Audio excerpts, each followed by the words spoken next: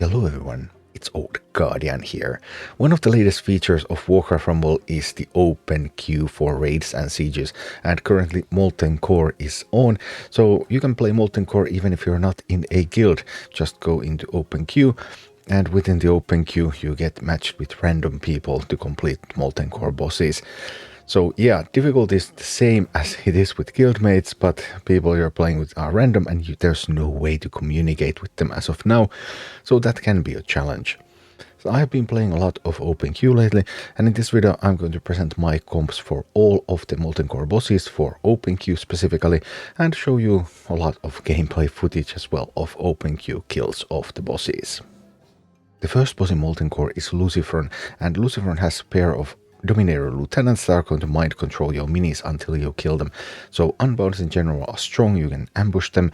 Execute is awesome because they are not considered bosses, they take regular damage from execute, so you can just execute them away.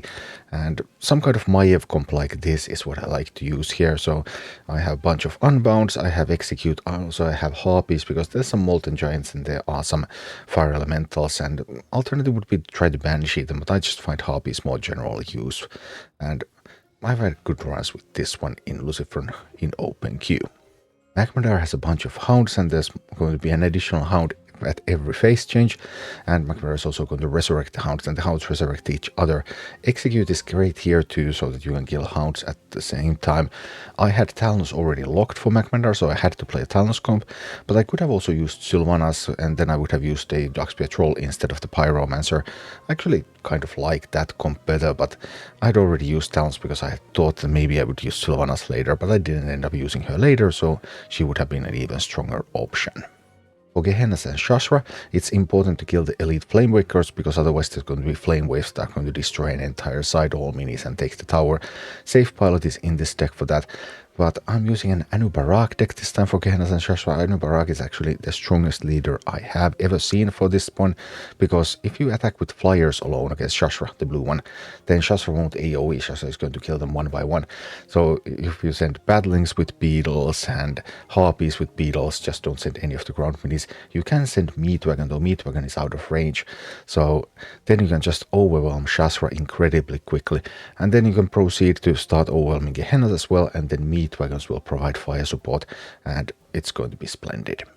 In Garr, you only want to attack one lane, and typically there's first one push at Garr, and you only want to get one phase done. You don't want that push to be too strong, but you also don't want it to be too weak, and then you want to build another push, and that push is going to get Garr all the way. And Drakizat is the easiest leader to carry with, so you could use Drakizat here, because then you can have Skeleton Party that you can deploy on the defensive side, while Drakizat is going through the offensive lane. So that can help you just do both things at once. I also managed to pull this off with scenarios because I had scenarios locked, because I had been scenarios and Turtle had been the tank, and I just used my Ancient of War to tank here because in a pinch you can do that. But if you don't, if your partner is going to have the tank, then you can just be a support with scenarios. At 5th boss, things are starting to get crazy. That's Baron Geddon, and yeah, Baron Geddon is hard. People tend to attack way too early. I have noticed that they just try to get in immediately, but you generally want to face Geddon immediately from full health down to 0, even though at phase change Geddon is going to kill everything in the immediate vicinity. You just want to push them all phases, because the lava worlds that Geddon is going to summon at phase changes are going to make life so difficult, and the fire elementals as well. So in order to do that, either you need some Meatwagons, or you need to wait until you have very good control, sometimes even into overtime depending on your levels. But people just tend to attack even if you have no control, because even if you have Meatwagons, you want at least the top towers, and preferably even the bottom right tower, or at least have a good push going there, and then you're in a safe position where you can ambush Geddon on the left side. Anyway, if I use Rend, I tend to drop Meatwagon now. I originally started with Meatwagon because I think Meatwagon strategy is better and easier, but if your partner doesn't have a Meatwagon, then you don't do much with a Meatwagon. I dropped that for Banshee so that I could build this sort of well-rounded generic comp, so I can both attack, I can defend, depending a little bit on what my partner does. A full overtime plan would see Welbex over Banshee, so that you would easily be able to take towers back, or if you had a fast ambush plan, then use the Meatwagon over the Banshee. but that I ran into some problems with that. So Geddon has been very, very tricky. So you can try Geddon a few times with Rend, but if Rend just doesn't work for you, then this might be the place where you need to commit your Malfurion. Malfurion is either here or at Ragnaros. Malfurion is the strongest open queue leader for this. I built this sort of support squad. It can defend, it can contribute to the attack with meat wagon. Malfurion can afford the meat wagon even if your partner doesn't have any, but then this requires that your partner has a gargoyle to actually tank Geddon. If I had really high levels, I could also just carry with Malfurion. I know Professor has carried people through Geddon with a Malfurion squad with Bok Beast so that he has his own tank. Then Griffin Rider, Huntress, Polymorph, Chimera and Dark Eye Miner. So big Malfurion, big Huntress, big Bok Beast, healing, the health is just completely different than on 23, like plus 100% more. So then you can carry, but if you don't have that sort of levels, then carrying Geddon is very, very difficult. Golemagg also isn't easy, but at least it's easier than Geddon. I have killed Golemagg many times in the open queue by now, and I have come to the conclusion that Poison Chaga is the best option, I think, for this one, because you can go in fast if your partner has a fast team, you can provide DPS if they're playing some kind of Malfurion team, for example. If they're playing Ragnaros, you can protect Ragnaros while Ragnaros grows, and then you can contribute with your Wellbecks as well with the Wellbeck spam. The Ragnaros strategy is pretty hilarious for this one. I actually met that once in the open queue, but I didn't immediately realize what I was supposed to do, so I didn't protect him enough when he was tiny. Sad times. So this one really requires you to see what your partner is doing and adjust to that, because going all in with the poison is wonderful, but your partner might not have an army for that, and then you need to think how you can support them if they do something else. And I think the Poison Chaga comp is the most flexible one in supporting whatever your partner's game plan is. And the important thing here is do not pull the core hounds. The core hounds are on the horizontal lanes. Whenever a ground mini enters the horizontal lane, if you drop a quillboar there, if you drop the whelp eggs there, the eggs themselves, then the core hound is going to charge there, and then it's going to stay in its new spot, and it's also going to attack air minis. So I have seen people pull the core hounds all the time, and yeah, that is awkward. Finally, there is Ragnaros, and again, Malfurion is the easiest mini here that you can use to carry other players. So Turtle played with this Malfurion comp in the open queue. So there's a Bok Beast, so he can tank Suns. There's Wellbecks plus Execute, so he can deal damage to Ragnaros in the last phase. There's Huntress, who can take towers. There's Banshee, so he can take Molten Giants and Core Hounds. And there's Griffin Rider for generic DPS on Core Hounds, on Flame Wakers. Malfurion, you can just build a Malfurion army that can do everything. So that would be the easiest way to get through Ragnaros. But you could also go into Ragnaros with a generic Jaina comp. So Jaina, Blizzard, Execute, Wellpegs, then Bandits. So a little bit of difference than probably the Banshee. I've seen some people use a Harvest Golem instead of the Dark Eye Miner, so that they also have some kind of a tank. I really lack a tank here a little bit, but often the partner has either a tank or a partner is also Jaina with Execute, so you can handle the Suns. Because Jaina can just support anybody. You can go Jaina together with an Emperor, you can go Jaina together with Sneed, you can go Jaina together with Malfurion, you can go Jaina with Jaina. So Jaina is a great option if you don't quite have the levels and you don't quite have the team to carry the Ragnaros fight, but then you can just support whatever your partner is doing. And of course, if you have committed Malfurion to get through Geddon, then that means that Jaina becomes your top option for Ragnaros. And one key thing in the Ragnaros fight that I see people get wrong all the time is that you only want to push one lane. If you push both lanes, whenever there is a tower lost on one of the lanes, there's going to be a flame wave on the other, and that's going to destroy all your ground minis and all your towers on that side. And that then, if it destroys towers, that causes a flame wave on the other side again, and it's just endless flame waves if you try to push both sides. Don't try to push both sides, only push one side. So that's a generic overview of Molten Core in OpenQ, and here are all the boss skills OpenQ way. So here we go, OpenQ Molten Core at Lucifron with a Malfurion. Alright, let's see what's going to happen in this one. So at the start there's the Dominator Lieutenant standing behind the towers, there's Fire Elementals coming. I said my hobby is to fight against the Fire Elemental, and I get to work on one of the Dominator Lieutenants. I execute. Get a Wogan out there, get a Quillboard to be dominated, and Wogan kills the Dominator Lieutenant, and boom, Dominator Lieutenant is gone. That was fast. But the tower is still up, and my partner is playing a necromancer with some footmen and a huntress. Well, they're doing a good job against the fire elemental, so no worries. Everything looks wonderful. The Dominator Lieutenant is starting to dominate some of the footmen, but I'll just try to get a push on the Lieutenant. And the Lieutenant goes down. And both of the towers go down for the first time, and that is awesome. And let's see what's going to happen then. We have the Malfurion on the board. Malfurion is healing the footmen and the hunters who are pushing at the boss. The boss taking some damage. Probably should not have sent the harpies anymore at that point. Yeah, they're going to be wasted there. But I am ready with my execute. Here, I like to wait with the execute until the Dominator Lieutenant is close enough to the tower so that I can execute them both at the same time. That prevents the tower from getting up, and it also damages the Dominator Lieutenant. And then we're able to ambush the Dominator Lieutenant and keep the tower down. And next up, we need to do the same on the other side. There's a Dominator Lieutenant on that side that I want to destroy, so Maiev is on it, and Maiev takes it down. We gain control back of the Huntress, so now the Huntress is running upwards again. Malfurion healing. What is there not to like? Malfurion is just so incredibly strong. But we get another phase change, that's why I didn't play anything there. I was waiting for that a little bit. And now I do want to get to work on the fire elemental, and then I want to be ready with the execute. I don't want the tower to go back up, and boom, it doesn't. And then we push, and then the Dominator Lieutenant is going to die bow. There we go, that tower is secure. Dominator Lieutenant is down. Going on the other side, fight against the Dominator Lieutenant there. We need to get some more push going on. There is an alternative here at the last phase to also just rush down Lucifron. But here I decided I'm just going to secure the bases first. And then get to work on Lucifron after. Now things are starting to look pretty good. The Huntress is tanking the Molten Giant thanks to Malfurion healing.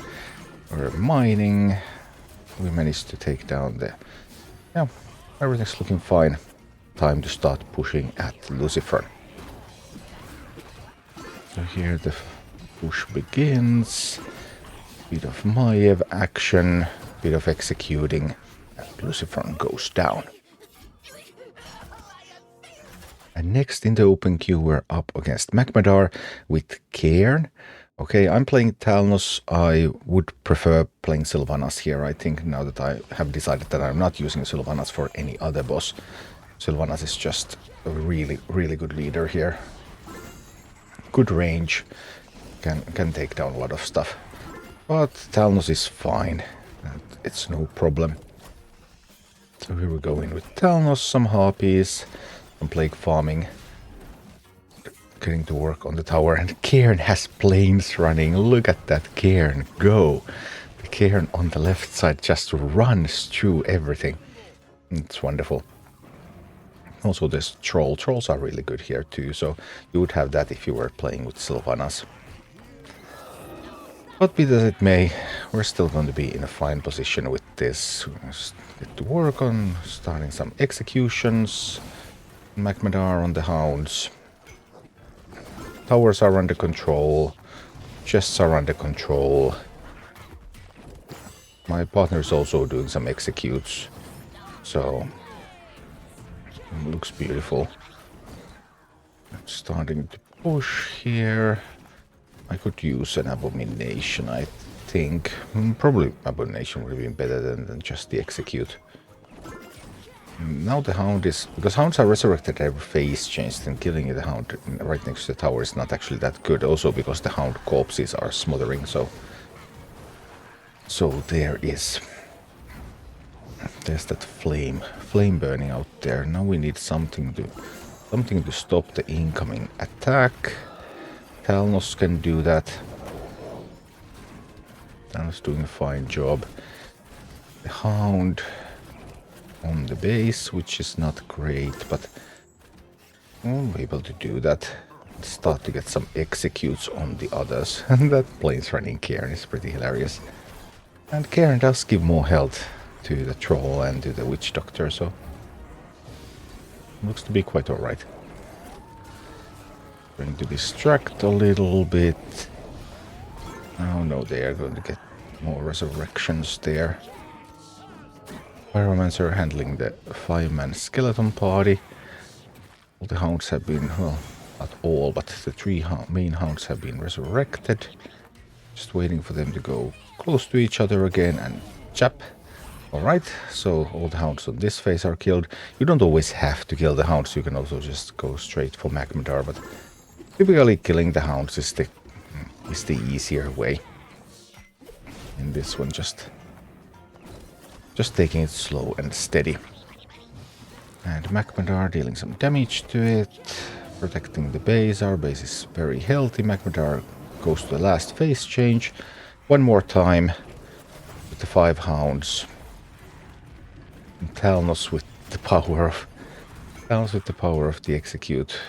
Well, still wasn't quite good enough, I see. But 1 hound is down. That's wonderful. We get tower down. And now if I could just cycle towards my execute again. There would be beautiful places to execute here. Not so much right now anymore. The hound started moving. I'm trying to get an execute on the hounds there, but not very successful at it. Pyromancer, it's hard to defend your partner's side, but sometimes you can do some little things there, like with that Pyromancer there against the skeleton party. That worked quite well. That skeleton party is a little further away, but I can drop a plague farmer to defend against that. It's still gonna be fine. Abomination is fighting. Some more executes. One execute to go, and we would have all of the hounds down. Just need to cycle a little bit more. Just a little bit more cycle, and here comes Talnos against the Drake. The hounds are up again, but now they're all clumped up. Oh, beautiful execute opportunities. Now that hound is going to start resurrecting the others again.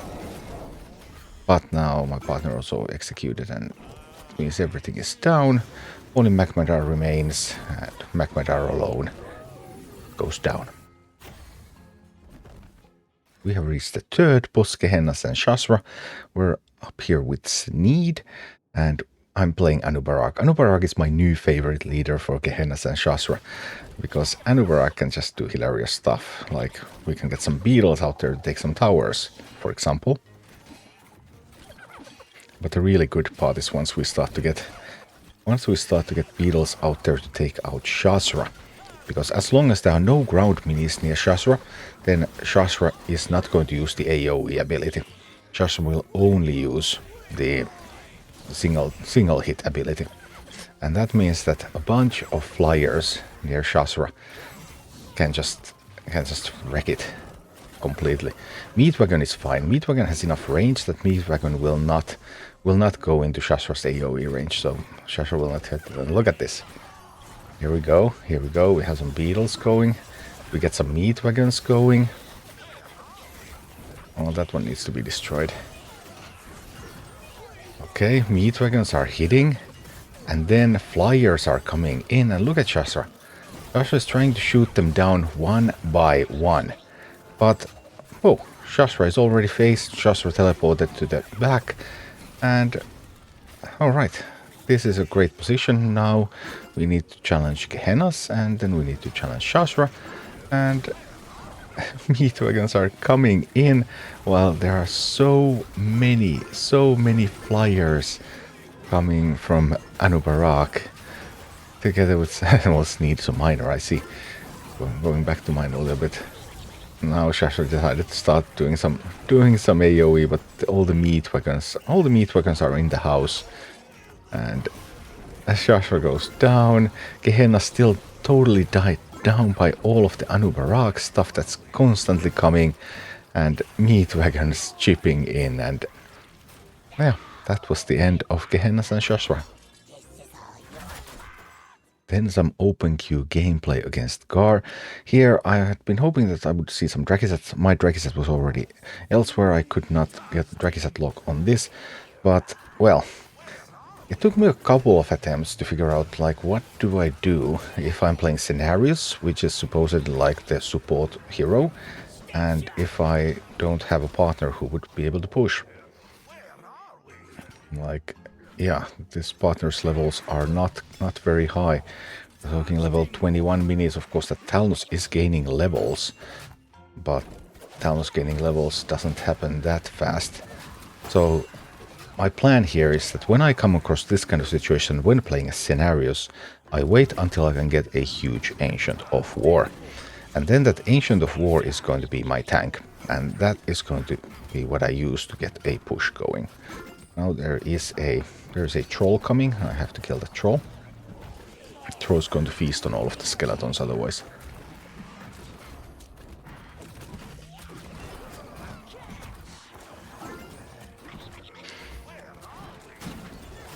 But here we go. We managed to get the tower. The Ancient of War was able to tank just barely enough. And the push can start. Talon's not doing much. I'm also trying to build some kind of barrier with the Rime skeletons on the right location. Let's see. Getting the first Scenarios in. The Ancient of War doesn't look too healthy, so it doesn't have... It might not be able to last. But we get a Talnos on this side, and that's good because Talnos can provide a lot of DPS. It's low level, sure, but my partner is casting some Arcane Blast there, which are going to give that Talnos some levels, and then Talnos DPS is going to increase. There are also some chickens, and chickens can help against the Earth Elementals that are coming. So it's sort of two support style builds going in together. But we'll try. And I believe, especially with the addition of the Ancient of War to the Scenarios army, that just gives the Scenarios army a chance to actually try to carry the game instead of just playing the support role. But still, Dragiset would of course be better. So the first push must not be too strong. If you push more than one phase with the first push, then you're going to be in trouble. Because then there's going to be all the earthquakes and there's going to be constant base damage in phase 3. If you reach phase 3 here immediately, then that is a huge problem.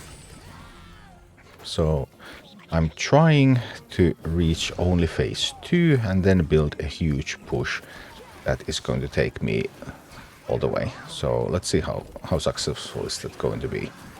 Here helping to defend a little bit. Push deals enough damage to get to phase 2. Does not get me to phase 3. Wonderful, that's exactly what I wanted. And now I am sending an Ancient of War, a big Ancient of War. That's going to be my main tank here. Unfortunately, that left with not enough resources to bait the earthquake. So now my Ancient of War is going to have that constant earthquake effect on it, which is not great. But it can be overcome. It's just a little bit difficult. I spot another troll coming on the defense side, and those trolls have to be killed by safe pilots because the trolls are really, really dangerous. Trying to position more skeleton parties on that side. We need to get another Scenarios up, but for that I would need to get the tower going. Come on, I need the tower. Right about now. There's the tower, that's wonderful. And I also really need the Witch Doctor because I need that shield on my minis when things die so that they're protected. Like an Earth Elemental dies and I want to be protected from the explosion. So here we go. Now I'm trying to add to the push. And there's a troll. I'm trying to destroy the troll because trolls are really, really dangerous. Always try to destroy the trolls. Also Kobold hitting my base. Yeah, sure, that's fine. I don't mind more copies of Scenarios so that we can get more healing. This second push can be as big as you can make it. It's totally fine. It needs a whole bunch of healing. It needs some tanks. And then it can be wonderful. I actually should have had the talent that heals more when minis enter.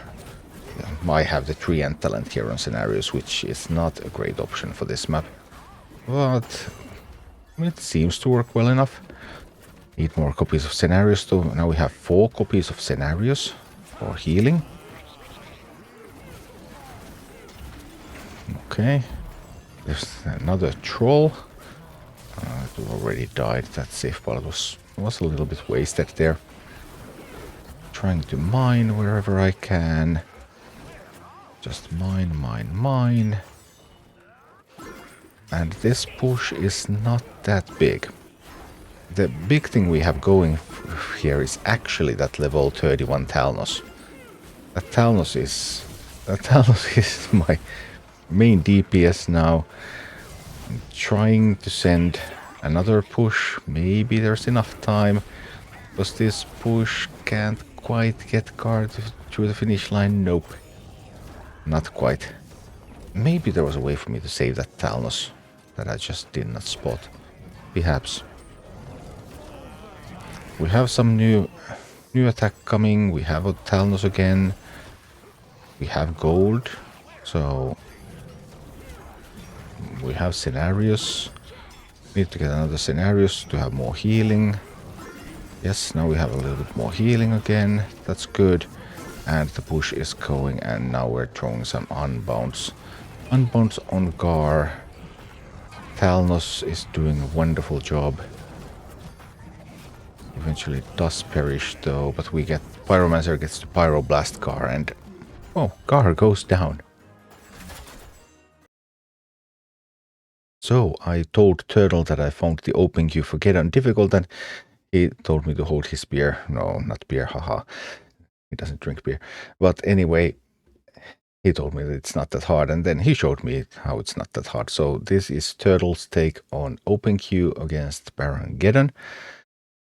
Having a pretty decent leveled partner, it seems. His partner has a troll. They have a cave troll. And okay, there's some chimeras going. So some double Rend action. Double Rend is still a very good option for this boss. And that troll is actually doing a pretty good job. Fighting against the fire elementals. Chimera did a flyby. Did not bother actually taking the tower. Winner Chimera right there. Yeah, Chimera does that unless you position it very low in the deploy zone. So here Turtle grabs a fire elementals and some gargoyles down below. And alright, top towers are under control. And what about the bottom towers? Bottom towers don't look too good. That gargoyle is not going to survive. Drake is still alive. Drake is going to grill the Chimera. Yep, Chimera is dead. But the top towers are under control, so it's not all bad. Need to get through some of those earth and fire elementals. And now there's a 28 Chimera in the lead, which should be enough to grab a tower, but this time it will not be though. Whelp eggs on Geddon. Okay. Turtle just overcapping gold and having nothing meaningful to play. Feels bad, man. Alright, the bottom right tower is under control. Although it is going to be lost at this rate. There would need to be a distraction on the fire elemental. If there was any chance to keep the tower. But they can retake the tower, though they can prevent it from being built. Now the top left tower has been lost. Top left tower is under Geddon's control. So, yeah, pretty frantic fight for map control. But as an upside, the Turtle's partner is not pushing too hard. So you have time. You can take control of the map and then you can push at Geddon. If you're lower level, then preferably only at overtime, unless you have meat wagons. If you have meat wagons, then you can push earlier as well. But even then, you want at least the top towers, and you would kind of want to have the bottom right tower as well. So then Geddon can't place any minis anywhere close to you, and then with the right timings, Meatwagon is just going to kill Geddon before minis reach you. Some fire elementals are coming. Geddon is going to get control of the top right tower. Turtle's partner actually has Wellbecks that prevent that. Turtle going to drop a little bit of a Quillbore on there. That causes 5 seconds of poison because of the talent, and that prevents the tower from getting back up. And now Geddon is locked. And they are deciding to push in, maybe? Looks like they decided to push. Okay. So they did not wait for overtime. Now they are going in. Phase 1 done. And now the first lava swirl is up, and there are fire elementals here and there. Towers are being held. Then another gargoyle is ready to go. Can there be a phase change before the gargoyle goes in? Nope. Rend died just too early, so this gargoyle is unfortunately going to die pretty soon because now there's a phase change. Gargoyle dies. Alright, one more phase to go. All they need... Oh, that gargoyle missing Geddon. Positioned too low. In this instance, too low. It needed to be higher up in the deploy zone so they would have reached Geddon. Oh, that gargoyle barely in the right zone, but it's now resistant and it's pretty big and it has reached Geddon, so this should be game. That gargoyle alone should be enough to take down Geddon for the last phase. 28 resistant gargoyle should be able to do that. So Geddon is fighting against the gargoyle and also getting hit a little bit elsewhere, but in the main, that's Baron Geddon.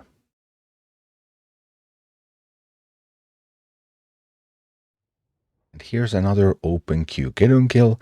This time I'm going in with Malfurion and I'm partnering with Rend. You get a lot of Rends here. And I have the Huntress, positioning it low on the deployment zone so that it will not just run by the tower, but it will actually decide to attack it. And then get the sleepy Malfurion out there in the back.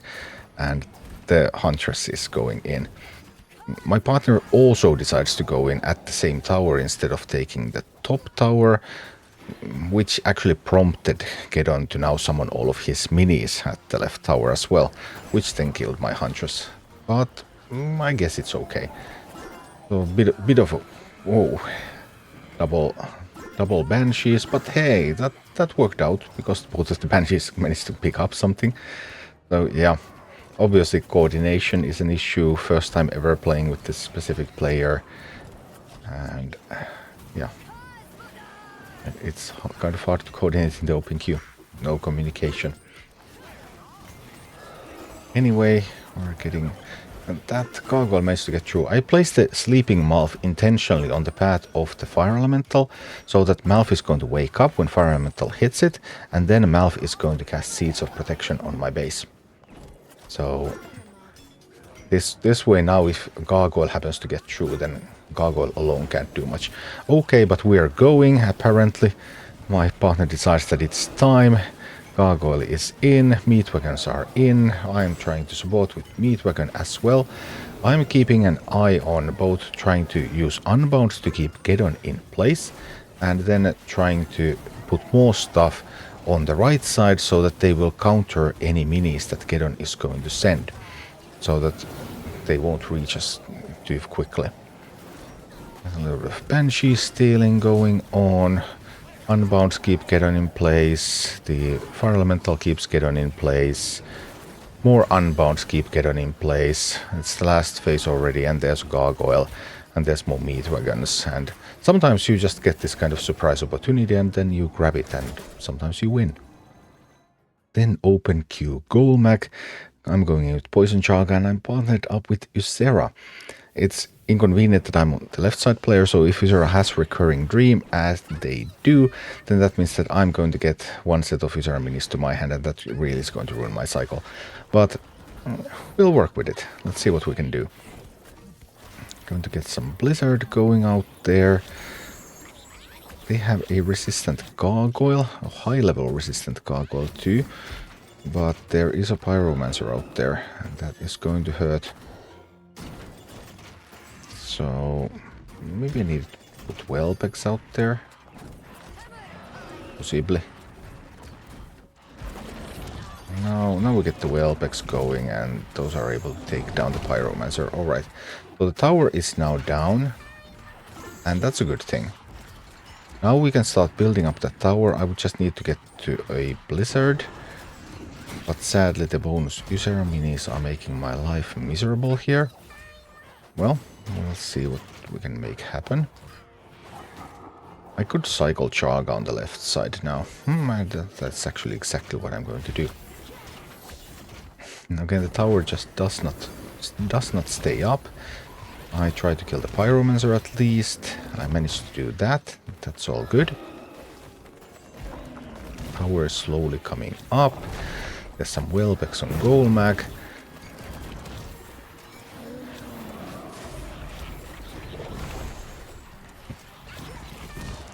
Now we have dire battlings on Golemagg. Now Golemagg smashed and the battlings went away. That was unfortunate.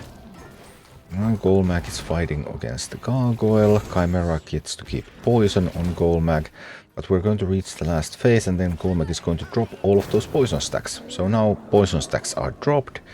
Golemagg is fine. So pre-buff Golemagg would have died to that push. Because all the poison stacks would have killed it. Actually already earlier because it dropped the poison stacks already twice there. But post-buff Golemagg survives because of its ability to reset poison. So now we are a little bit on the defensive. Need to defend. Build up again and then we can hopefully go. So here we go, trying to get a Chimera out there, trying to get some Whelpex out there. Thinking that the base has what it takes to survive. Hopefully. There's a bit of sleep there, but no, not enough. So we need to get to work on those. Alright, we managed to take down the Firehammer and the Pyromancer, which is good. Now we need some defenses though.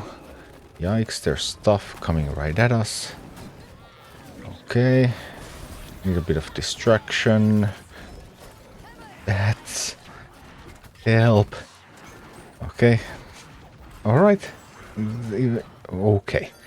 Phew, that was tough, but eventually we were able to defend against the push, and now we have a push of our own going on, and this should finally be the end of Golemagg. There's nothing threatening our base.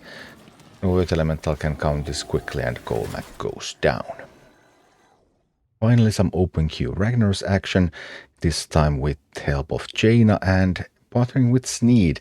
Sneed and Jaina, an iconic duo. Actually, my very first Ragnaros kill video was done with Sneed and Jaina. So this is definitely a comp that I'm very familiar with. Well, I'm not sure if I'm really that familiar. Oh, now I messed it up a little bit though, because I put the Whelpex on the same side as my partner did. But I'm going to make up for it with a little bit of blizzarding. And I can see that my partner is actually running an Arcane Blast build this time. So Sneed with Arcane Blast and then Jaina with Execute. This should be very, very doable. There we go. The Whelpex are doing a little bit of damage on the Giant. We get some gold. And now I think it's time to face that. I can also grab the Molten Giant in the middle. I should be able to get something. I can throw Miner to keep the tower down, so that we won't lose the tower. There's a nasty living bomb, but that's okay. Alright. Miner is keeping the tower down. Everything's looking beautiful. Then I would just need to get into the rhythm of playing eggs, then Jaina, and then Execute. Yeah, that's not the right rhythm. That's not how it's meant to be done. But actually, Jaina into that blizzard worked out quite alright. So it's totally fine. We managed to get rid of a Pyromancer and a Firehammer long before they ever become a problem. Long before they are even able to approach me. So that's good news. Sneed is also using Meat Wagon. Trying to get it to chip damage the Ragnaros a little. Oh, look at all of that. That was some beautiful gold. Okay, now we got the Whelpex into Jaina, into Execute. Oh, the arrow, don't change the arrow. Accidentally change the arrow the wrong direction. Oh, my partner changes the right direction. That's wonderful. Good job.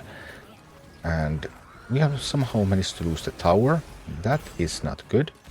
That is undesirable. But with the help of Gargoyle and some Whelpex, we get the tower back. Actually, maybe losing tower was desirable here, specifically because we have Sneed. So Sneed just does wonderful things. Alright, grabbing some more gold, and here I would need to distract the Flame Waker. If you have a position like this, then the Flame Waker is going to kill the Banshee before the Banshee reaches the Giant. So I messed up there. That definitely was not what I was supposed to do. Now I'm scrambling a little bit trying to make up for it. And sort of succeed. I mean, we wasted a bunch of gold there, but nothing too much of value was lost in the end. Bad part is that I think I'm going to make the same mistake twice in this fight.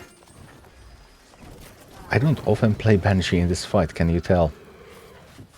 Usually it's been Turtle with the Banshee and I have been with the Gargoyles, so a little bit out of my comfort zone playing the other build. But we get the first phase and the Sons of Flame are coming.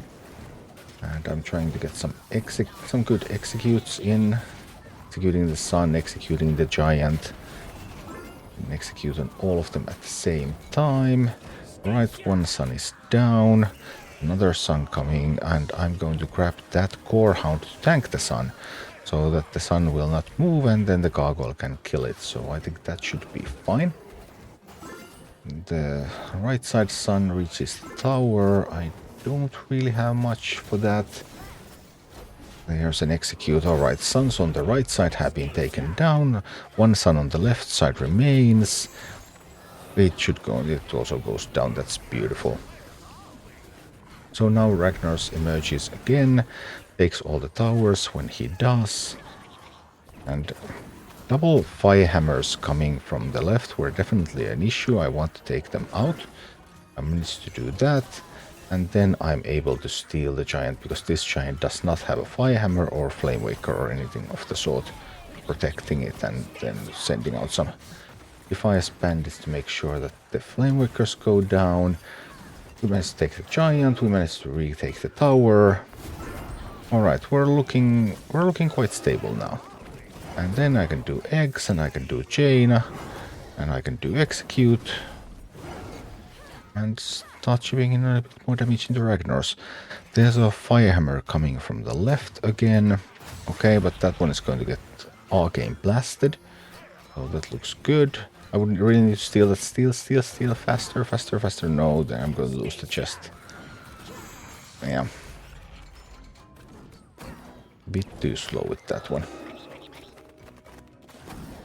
So losing the chest is obviously bad here, because any extra gold that Ragnaros gets means that it just loves to play more Molten Giants. Excess gold almost always means a Molten, like there's a Molten Giant coming right now again. So I'm trying to decide what to do here. I thought there was going to be a Blizzard opportunity. So that's what I was eyeing at here, Jaina into Blizzard. And now I did not spot... Okay, I just didn't see the Flamewaker, you know. Obviously I didn't see it. Well, that was bad, I admit. And now things are looking rather bleak. There's Flamewaker supported Molten Giants coming from all sides. But maybe, just maybe we can hold. Okay, we're able to hold against that. And the other Molten Giant doesn't have help, so I can Banshee that, and we actually survived. That was a very dangerous and tough looking situation. We're also already in overtime, so we would need to start a push on Ragnaros. That would be important. But there's so much stuff coming at us. We need to stabilize on that tower. And we need to start pushing at Rag. So those are things that need to happen. Don't even have an execute ready here. A little bit messing up. But shouldn't be that bad. Okay, now we're in the clear. Now we can start working on this. Eggs. Jaina. execute. Alright, we get the last phase. Almost anyway. We can send a Banshee to take that Core Hound. Last phase begins. We managed to grab the Core Hound. Defend a little bit. My partner plays a Gargoyle to tank. That is beautiful. I play the eggs. I play Jaina. I play Execute. Partner is blasting with the Arcane Blast.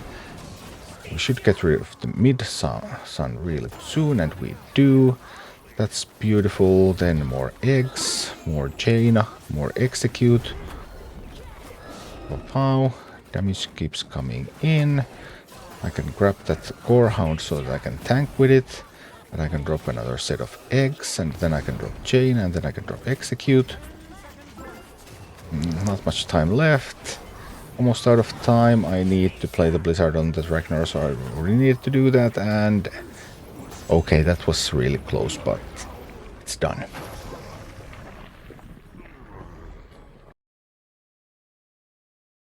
So here's open queue from Turtle's perspective. Turtle doing Ragnaros with Malfurion, getting partnered up with a Jaina. So here we go. First, Turtle is looking okay. The eggs from Jaina are coming on the right, so Turtle is throwing his eggs on the left. And then Malfurion together with a Bog Beast are headed for the chest and for the first tower. And hoping that the bandits would be able to connect, but they were not that fast. Alright, Malfurion attacks the tower. And then there is an Execute available. Hit Major Domo Executus a little bit. Griffin Rider can go secure the gold veins, and Ragnaros emerges, and bases are being destroyed.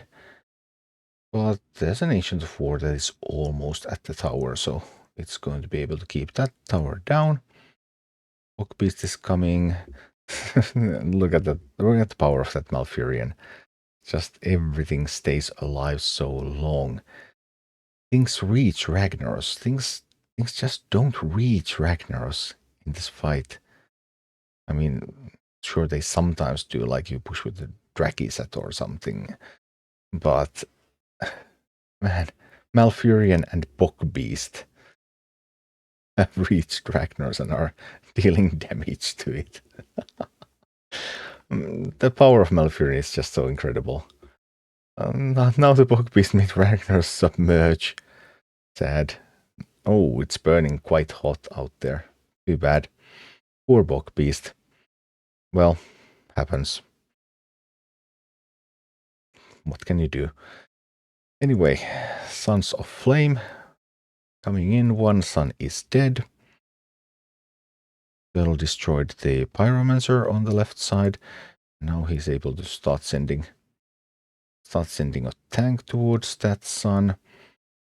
Does he need a Malfurion? Does he have a Malfurion up somewhere? I'm actually a little uncertain. Could have also grabbed the Core Hound. Maybe not anymore because the Griffin Rider is at it already. Yeah, that Banshee went in a little bit late. Oh, there's a Bog Beast. Bog Beast and Griffin Rider against Son of Flame. Like, Malfurion. It's such a crazy leader. Now it died, though.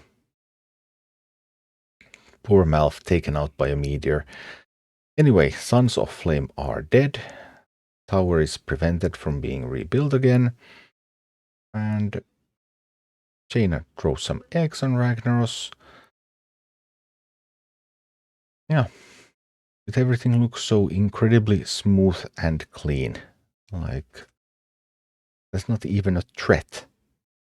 How can you even threaten Malfurion? Now he's waiting for the Firehammer to commit, and then the Griffin Rider can come in and kill it. Some Whelbecks to kill the Flame Waker. Pow. Oh, there would be a lot to mine. But no miners. Alright, some Whelbecks with Execute again. Turtle's also thinking of throwing an Execute there as well, but the partner was faster. Alright, Malfurion push is going in. Just look at that. That's incredible.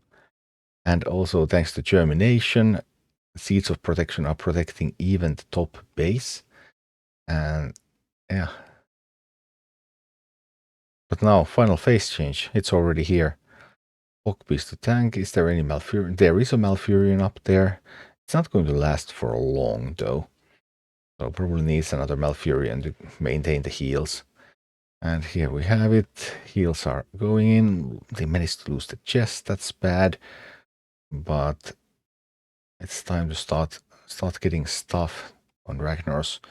Get some eggs out there. Get some executes out there. They didn't even wait for overtime. Usually you would wait for overtime, but the partner is pretty high level, so I suppose their damage output is just so high that it doesn't matter.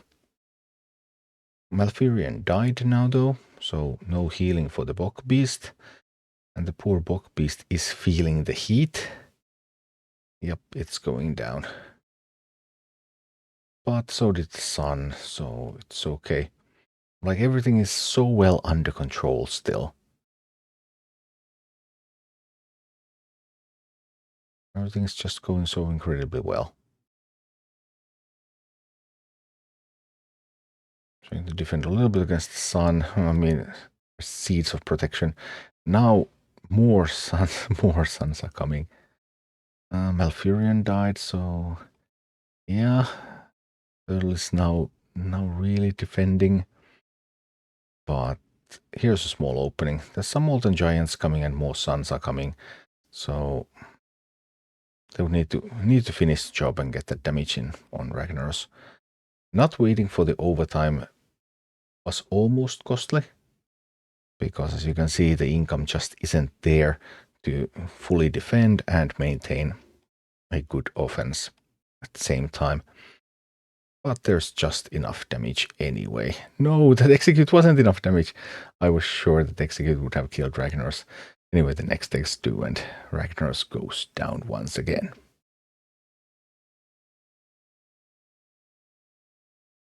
Thank you for watching. Click like and subscribe if you enjoyed this, and a special thanks to all of my Patreon supporters, YouTube members and Twitch subscribers who make all of these videos possible.